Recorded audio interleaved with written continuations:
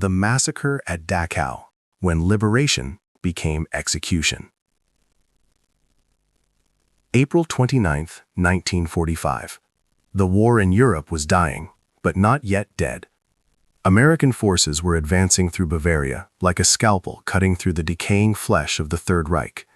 The 45th Infantry Division, known as the Thunderbirds, had seen their share of horrors. They had fought through Sicily, Anzio, and the frozen mountains of Italy. They had witnessed death in every conceivable form. But nothing, absolutely nothing, could have prepared them for what awaited beyond the gates of Dachau concentration camp. The smell hit them first. Miles before they could see the barbed wire, the stench of decomposition, human waste, and burned flesh filled the air with a density that seemed almost solid. Soldiers who had grown numb to battlefield carnage found themselves retching violently. When the gates finally opened, they entered a vision of hell rendered in concrete and barbed wire. Skeletal figures in striped uniforms staggered toward them like ghosts, some collapsing before they could reach their liberators. Corpses were stacked like cordwood. Railway cars filled with hundreds of decomposing bodies sat on tracks, a final transport that never reached its destination. The American soldiers, hardened men who had killed and watched friends die, stood frozen. Some wept openly. Others simply stared, their minds struggling to process the industrial scale of cruelty before them. And then they saw the perpetrators, SS guards in their black uniforms, some still armed, others attempting to blend in with prisoners or surrender meekly as if they were merely soldiers following orders. What happened next would become one of World War II's most controversial incidents. In a fury born from unbearable witness, American soldiers began executing SS guards, not in combat, not in self-defense, but in raw, unfiltered vengeance. Estimates vary wildly. Some accounts claim as many as 50 SS personnel were killed in the immediate aftermath of liberation, shot against walls, lined up and gunned down, or beaten to death by liberated prisoners while American soldiers watched or participated. This was not the clean warfare of propaganda films. This was justice delivered with rifle butts and M1 Garands, immediate and brutal. Some guards were shot attempting to surrender, others were executed after capture.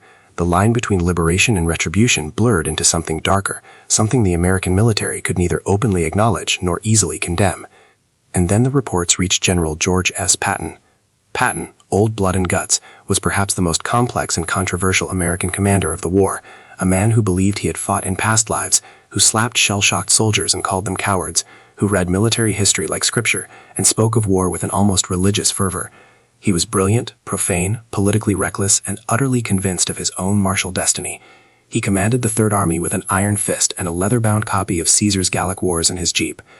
When word reached Patton's headquarters that soldiers under his command had executed SS guards at Dachau, he faced a crisis that cut to the heart of military discipline, moral authority, and the very nature of justice in war. The SS weren't merely soldiers. They were the ideological executioners of Nazism, the true believers who had operated the machinery of genocide. They had tortured, starved, and murdered hundreds of thousands. The evidence of their crimes was literally piled in front of the men who killed them. But they had also surrendered. And under the laws of war, under the Geneva Conventions, under the military code that separated American forces from the barbarism they were fighting, prisoners of war were to be protected. Executing them was murder, regardless of their crimes. The American military had built its identity on being better than its enemies, on fighting with honor even against dishonorable foes. Patton understood something profound that many of his contemporaries struggled with. The men who executed those SS guards were not criminals in any conventional sense.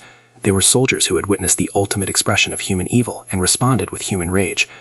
They had seen children's corpses. They had held dying prisoners who weighed less than 70 pounds. They had walked through gas chambers and crematoria still warm from use. The question wasn't whether the SS deserved death. That was almost universally accepted. The question was whether American soldiers could be allowed to deliver that death outside the framework of military justice. Because if they could, then what separated the liberators from the oppressors? What prevented the righteous fury of Dachau from becoming license for atrocity elsewhere? Patton's response would reveal everything about his character, his priorities, and his understanding of war's moral complexity. It would also expose the fundamental tension between justice and discipline, between human emotion and military order, between the desire for vengeance and the requirements of civilization. The investigation began almost immediately. The Inspector General's office started gathering testimonies, documenting the killings, building a case. Photographs were taken, witnesses were interviewed. The machinery of military justice ground into motion, indifferent to context or emotion. And General Patton watched, calculating. considering what his decision would mean, not just for the soldiers involved, but for the entire American military apparatus in the final days of the European War. The general's calculation. Patton between law and loyalty. George S. Patton Jr. was not a man given to sentimentality, but he understood soldiers in a way few commanders ever could. He had led men through some of the war's most brutal campaigns, and he knew that combat did something to the human psyche that no amount of training could fully prepare for or control. The transformation from civilian to killer was a necessary horror, carefully cultivated by military training, then unleashed on battlefields where the rules were supposedly clear. Kill the enemy, spare prisoners, protect civilians. But Dachau had shattered those neat categories. The reports landing on Patton's desk were detailed and damning. Lieutenant Colonel Felix Sparks, commanding officer of the 3rd Battalion, 157th Infantry Regiment, had attempted to stop the killings when he arrived at the scene. He had physically intervened, firing his pistol into the air, placing himself between vengeful soldiers and SS prisoners. Sparks himself would later testify that he witnessed American soldiers machine gunning approximately 30 SS guards lined up against a wall. Other accounts described beatings, individual executions, and prisoners being turned over to camp survivors who tore them apart with bare hands while American troops stood by. The Inspector General's investigation was thorough and bureaucratically merciless. It named names, documented times, established chains of command. Several officers faced potential court-martials for murder. The evidence was overwhelming. Under military law, the path forward seemed clear. Prosecute those responsible, reaffirm the rule of law, demonstrate that American forces maintained discipline even in the face of Nazi atrocities. But Patton saw something the lawyers and investigators couldn't or wouldn't acknowledge. These weren't rogue soldiers committing war crimes for personal gain or sadistic pleasure. These were men who had been psychologically shattered by what they discovered, who had responded with a fury that was, in its own terrible way, entirely human. They had executed the executioners. They had delivered immediate justice in a moment when the very concept of justice seemed to demand immediate action. Patton understood the pragmatic reality as well. The war wasn't over. Germany was collapsing, but fighting continued. The Third Army was still pushing forward, still taking casualties, still requiring men willing to close with and destroy the enemy. Court-martials would devastate morale. It would send a message that soldiers who reacted to the Holocaust with rage would be punished more severely than the architects of genocide themselves. The Nazi leadership would eventually face Nuremberg, yes, but that was months or years away, a distant promise of legal proceedings, while American soldiers watched SS guards receive the protection of the very laws those guards had spent years annihilating. There was another consideration, one that Patton found personally compelling even if it was politically dangerous. The SS had forfeited any claim to the protections of civilized warfare. They weren't soldiers in any meaningful sense. They were ideological fanatics who had systematically murdered millions of civilians. The concentration camp system was their creation, their responsibility, their legacy. The men in those black uniforms at Dachau weren't innocent Wehrmacht conscripts caught in a bad situation. They were volunteers for genocide, true believers in Nazi racial theory who had turned mass murder into bureaucratic routine. Patton had famously said, "The object of war is not to die for your country, but to make the other bastard die for his." He believed in killing efficiently and without remorse when killing was necessary. He had no patience for sentimentality about the enemy, no illusions about the nobility of combat. War was hell, and the men who embraced hell most completely, like the SS, could hardly complain when hell embraced them back. But there was a deeper current in Patton's thinking, one that revealed both his sophistication and his cynicism about military politics. He knew that prosecuting American soldiers for killing SS guards at Dachau would become a propaganda disaster. The press would seize on it, the public would be outraged. Families of soldiers would ask why their sons were being tried for murder when they had just liberated a death camp. The moral clarity of the American war effort, "We're the good guys fighting absolute evil," would cloud into something messier, more ambiguous, less useful for maintaining public support. Patton also understood that the investigation itself was partially driven by officers and officials who had never seen combat, who made decisions from clean offices far from the front lines, who could afford to be principled because they would never have to explain to a soldier why the man who operated a crematorium deserved legal protection. There was an element of class and experiential divide here that infuriated Patton. The men who did the actual killing, who absorbed the psychological damage of war, were being judged by men who had never smelled burning human flesh or held a starving prisoner as he died. The political calculation was equally complex. Patton was already in a precarious position with Supreme Headquarters. His public statements were frequently inflammatory. He had called the Russians barbarians and future enemies when they were still officially allies. He had slapped soldiers in field hospitals, triggering public outcry and nearly ending his career. Eisenhower had saved him then, but their relationship was strained. Patton was too valuable to discard. His aggressive tactics and ability to inspire soldiers were unmatched, but too volatile to trust completely. If Patton pushed too hard to protect the soldiers involved in the Dachau killings, he risked his own position. If he allowed the prosecutions to proceed, he would lose the loyalty and respect of his men. It was a choice between institutional discipline and personal loyalty, between abstract legal principles and concrete military effectiveness. And then there was the question of precedent. If American soldiers could execute SS guards at Dachau with impunity, what would happen at the next camp? At Mauthausen, at Buchenwald, at Bergen-Belsen? Would every liberation become an execution? Would American forces become judge, jury, and executioner across Germany? The slippery slope was real. Today it was SS guards who ran death camps. Tomorrow it could be Wehrmacht soldiers who fought hard.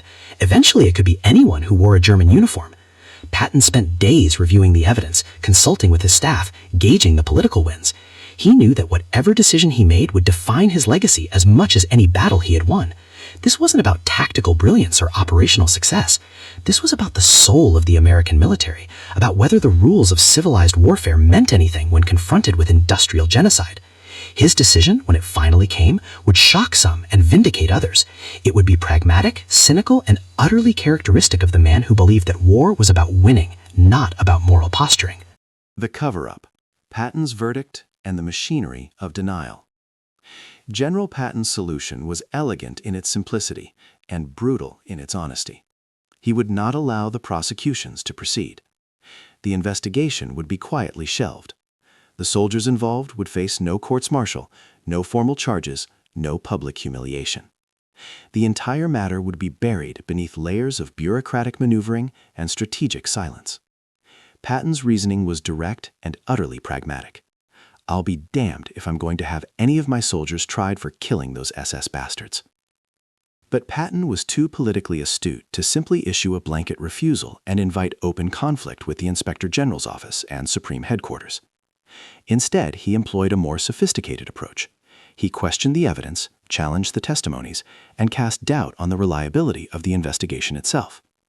He argued that the chaotic nature of Dachau's liberation made it nearly impossible to determine exactly what had happened, who had given orders, and whether the killings were murders or legitimate combat actions, in an environment where surrender was ambiguous and threats were real.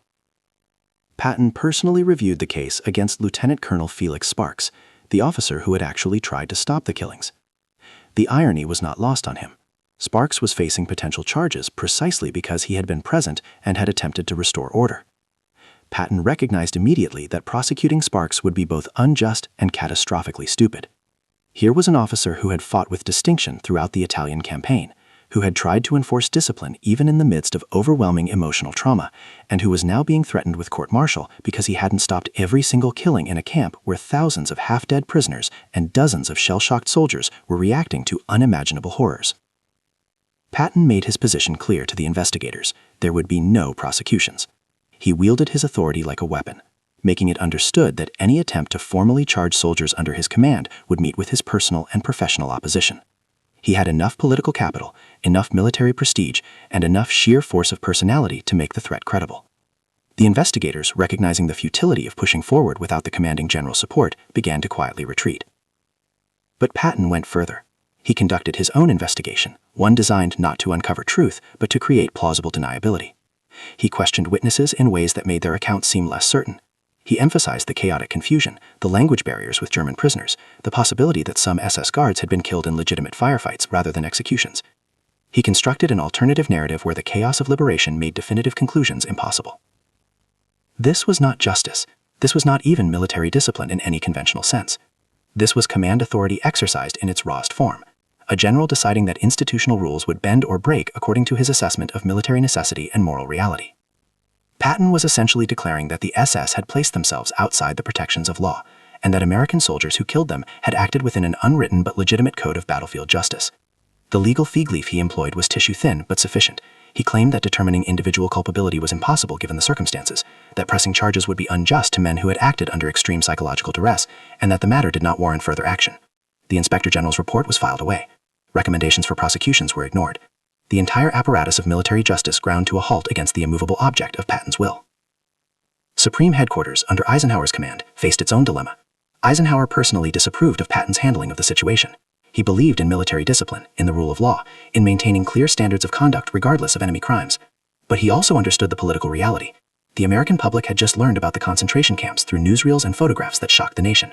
Images of skeletal prisoners and piles of corpses had generated a wave of revulsion and rage. Prosecuting American soldiers for killing the men responsible for those horrors would be politically suicidal. Eisenhower made the calculation that every commander sometimes must. He chose political expediency over legal principle. He allowed Patton's effective cover-up to stand. No formal approval was given, no explicit orders issued, but the prosecution simply never materialized. The legal machinery wound down. Officers were quietly reassigned. Witness statements were sealed. The official record became deliberately vague about what had happened in those first chaotic hours after Dachau's liberation. This decision created a dangerous precedent, though one that would remain largely hidden for decades. It established that American military justice was flexible, that it could be bent when circumstances demanded, that the rules applied differently depending on who the enemy was and what they had done.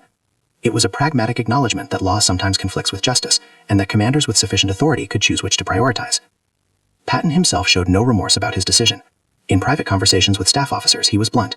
The SS deserved what they got, and any soldier with a conscience would have done the same. He saw the executions not as war crimes but as immediate justice delivered by men who had earned the right to deliver it through their service and sacrifice. In Patton's worldview, the SS had broken every rule of civilized warfare, had committed atrocities so profound that they had forfeited any claim to legal protection. The American soldiers who killed them were not criminals. They were executioners carrying out sentences that any fair tribunal would eventually impose anyway. There was an element of class solidarity in Patton's thinking as well.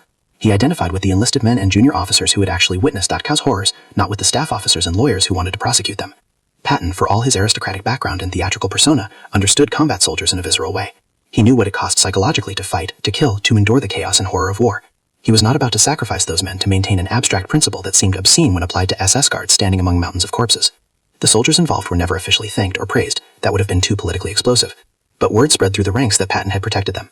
It solidified his reputation as a commander who cared for his men, who would stand between them and the bureaucracy, who understood the reality of combat in ways that headquarters officers never could.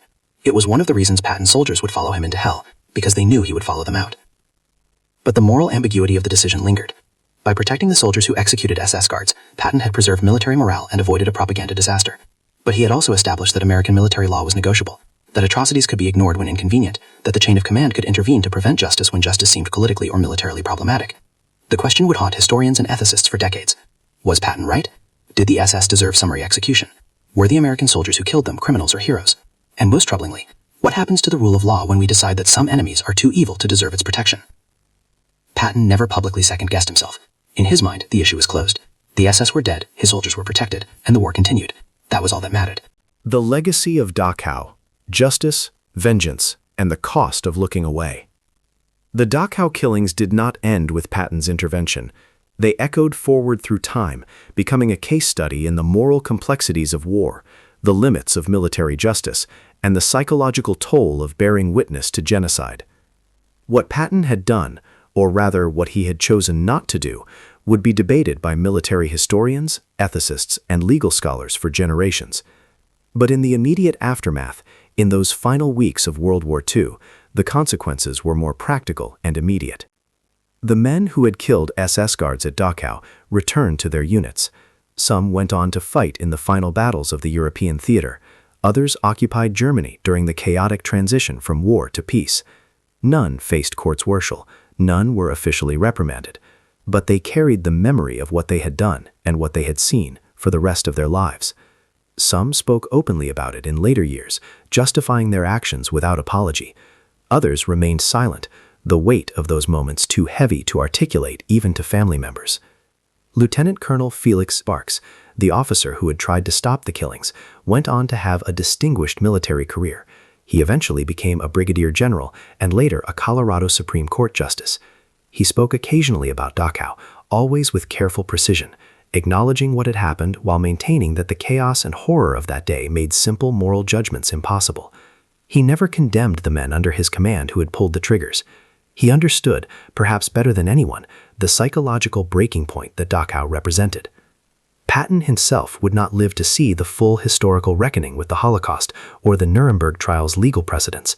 Just 7 months after Germany's surrender, in December 1945, he was critically injured in a car accident near Mannheim. He died 12 days later, never having fully recovered consciousness. His death eliminated any possibility that he might be called to testify about his handling of the Dachau incident. Whether that was fortunate or tragic depends on one's perspective. The official U.S. Army investigation into the Dachau killings was quietly archived. The full report would not be declassified and released to the public until decades later, long after the principals were dead or elderly. When historians finally gained access to the documents, they revealed the extent to which Patton had actively blocked prosecution, the strength of the evidence against individual soldiers, and the deliberate decision by military leadership to prioritize morale and public relations over legal accountability. The precedent set at Dachau had broader implications that extended beyond that single incident. Throughout the final months of the war and into the occupation period, American forces discovered dozens of concentration and death camps. At Mauthausen, Buchenwald, Bergen-Belsen, and countless smaller facilities, soldiers encountered similar horrors and similar perpetrators. There were other killings of SS personnel, other moments where vengeance overwhelmed discipline, though none as extensively documented as Dachau.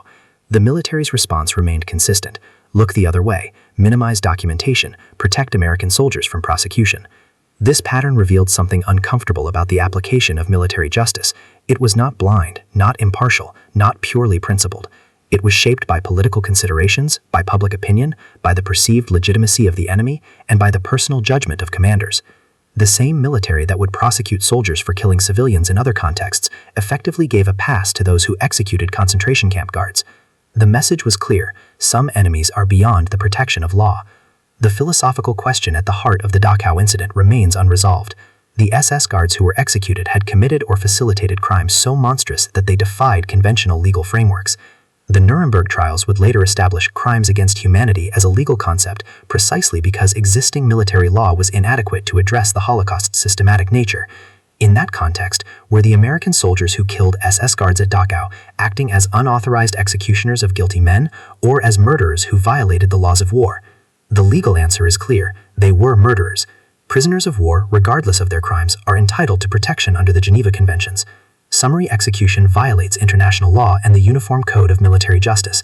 The soldiers who killed surrendered SS guards committed war crimes, full stop. That is what the law says. But law and justice are not always synonymous. The moral answer is far more complex. The SS guards at Dachau were not innocent. They were not merely following orders. They were volunteers for genocide, ideological believers who had participated in mass murder on an industrial scale. They had tortured prisoners, operated gas chambers, selected victims for execution, and turned human suffering into bureaucratic routine. The evidence of their crimes was literally piled around them in the form of corpses and skeletal survivors. When American soldiers executed these men, they were delivering a form of justice that the legal system would eventually reach anyway, just more immediately, more viscerally, and without the procedural protections that law demands. In a philosophical sense, they were doing what any moral person might feel compelled to do when confronted with absolute evil and the power to end it. The question is whether that impulse, however understandable, should be legitimized or condemned. Patton's decision to protect those soldiers reflected his pragmatic assessment that military effectiveness and morale mattered more than abstract legal principles. He was not concerned with setting precedents for international law or maintaining moral high ground for historians to admire. He was concerned with winning a war and taking care of the men who fought it. In that narrow context, his decision made sense. His soldiers had been psychologically traumatized by what they witnessed. Prosecuting them would have destroyed morale throughout the Third Army and possibly beyond. It would have generated a public relations disaster that could have undermined support for the occupation and reconstruction of Germany. But Patton's decision also revealed the darker side of command authority, the ability of powerful individuals to override institutional checks and balances when those checks conflict with their personal judgment. Military justice is supposed to be blind, applied consistently regardless of rank, circumstance, or political convenience. By intervening to prevent prosecution, Patton demonstrated that this ideal was fiction. Justice was whatever the commanding general decided it was. The long-term consequences of this decision are difficult to measure. Did it contribute to other instances of American war crimes going unpunished? Did it establish a culture where commanders could protect their soldiers from accountability? Or did it represent a unique circumstance, the discovery of genocide, that justified exceptional measures? Historians disagree, often sharply, depending on their perspective regarding military necessity versus legal principle. What is undeniable is that the soldiers who liberated Dachau were changed forever. Many suffered what we would now recognize as post-traumatic stress disorder. They had nightmares about the corpses, the smell, the skeletal survivors. Some turned to alcohol. Others became advocates for Holocaust remembrance, determined that the world would never forget what they had witnessed. A few became harder, more cynical about humanity's capacity for evil and civilization's fragility. The executions at Dachau were not aberrations or isolated incidents of individual soldiers losing control. They were systematic, involving multiple soldiers for several hours.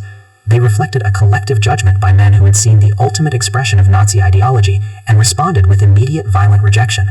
In that sense, they were not criminal acts, but acts of war, irregular, unauthorized, and legally indefensible, but morally comprehensible. General George S. Patton understood this distinction even if he could never articulate it publicly. He knew that the men who killed SS guards at Dachau were not criminals in any meaningful moral sense. They were soldiers who had been pushed beyond the limits of psychological endurance and who had responded with human rage against inhuman evil. They deserved protection, not prosecution. They deserved understanding, not condemnation. Whether Patton was right remains a question with us, but his decision reveals something essential about leadership in war. Sometimes the right choice and the legal choice are not the same. Sometimes protecting your soldiers means bending or breaking the rules. Sometimes justice and discipline are in tension, and commanders must choose which principle to prioritize. Patton chose his soldiers. He chose immediate human loyalty over abstract institutional principle.